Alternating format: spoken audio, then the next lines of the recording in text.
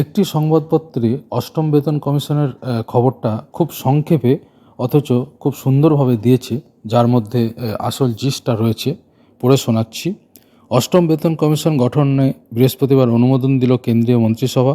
কেন্দ্রীয় তথ্য ও সম্প্রচার মন্ত্রী অশ্বিনী বৈষ্ণব জানিয়েছেন, শীঘ্রই কমিটির চেয়ারম্যান এবং 2 সদস্যকে নিয়োগ করা হবে। কেন্দ্রীয় সরকারের কর্মচারীদের বেতন এবং মহার্ঘ ভাতার কাঠামো নির্ধারণ করে এই বেতন কমিশন। বেতন বৃদ্ধির বিষয়েও সিদ্ধান্ত নেয় কমিশন। নতুন বেতন কমিশন গঠনের অনুমোদন মেলায় আশায় বুক বাঁধছেন কেন্দ্রীয় সরকারি কর্মচারীরা। ন্যূনতম মূল বেতন অর্থাৎ বেসিক পে কতটা বৃদ্ধি পাবে, আরও কী সুবিধা হবে তা নিয়ে হিসাব কষতে অলরেডি তারা শুরু করে দিয়েছেন। বর্তমানে কেন্দ্রীয় সরকারি কর্মচারীদের ন্যূনতম মূল বেতন মাসে 18,000 টাকা। সপ্তম বেতন কমিশনে এই টাকার অঙ্ক ঠিক করা হয়েছিল।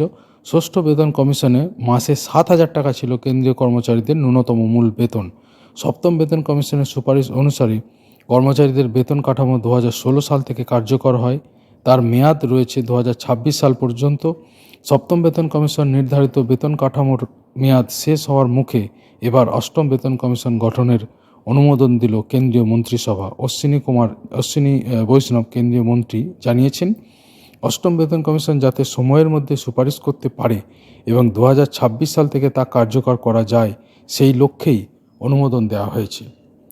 বিভিন্ন রাজ্য সরকার এবং অন্য সংশ্লিষ্ট পক্ষগুলির সঙ্গেও আলোচনা করা হবে বলে জানিয়েছেন মাননীয় মন্ত্রী। বর্তমান কর্মীদের পাশাপাশি অবসরপ্রাপ্ত কেন্দ্রীয় সরকারি কর্মচারীদের পেনশন এবং অন্য ভাতাও পুনর্মূল্যায়নের বিষয়টি বিবেচনা করে বেতন কমিশনগুলি। আগামী মাসেই কেন্দ্রীয় বাজেট পেশ হওয়ার কথা রয়েছে। তার আগে অষ্টম বেতন কমিশন গঠনের অনুমোদন দেওয়া হলো কেন্দ্রের তরফে।